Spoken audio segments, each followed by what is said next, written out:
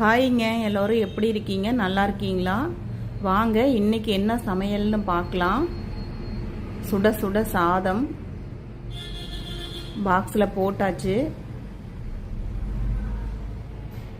பருப்பு, உப்பு பருப்பு. இந்த பருப்பு யாருக்கெல்லாம் பிடிக்கும்னு சொல்லுங்கள். வெள்ளிக்கிழமைனாவே எங்கள் வீட்டில் எப்பவும் பருப்பு தான். பருப்பு சாம்பார் இல்லைன்னா பருப்பு.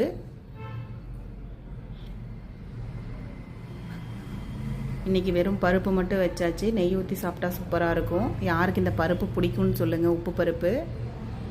அப்புறம் அவரைக்காய் பொரியல், வேர்க்கடலை போட்டு செஞ்சது. இது சாப்பாட்லேயே பிசைஞ்சு சாப்பிடலாம், பொரியலாகவும் சாப்பிடலாம், சூப்பராக இருக்கும். பருப்புக்கு நெய்.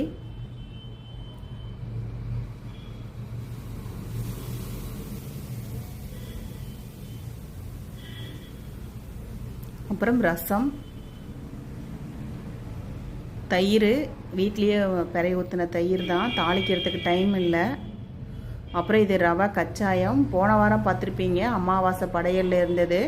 அப்போ பசங்க 2 பேரும் ஹாஸ்டலில் இருந்தாங்க. தம்பியும் இன்றைக்கி வர்றாங்க, 2 days லீவுங்கிறதுனால.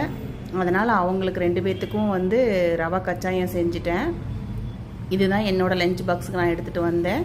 இந்த வீடியோ உங்களுக்கு பிடிச்சிருந்தா லைக் பண்ணுங்கள், ஷேர் பண்ணுங்கள். ஓவியா கிச்சனை மறக்காமல் சப்ஸ்கிரைப் பண்ணுங்கள்.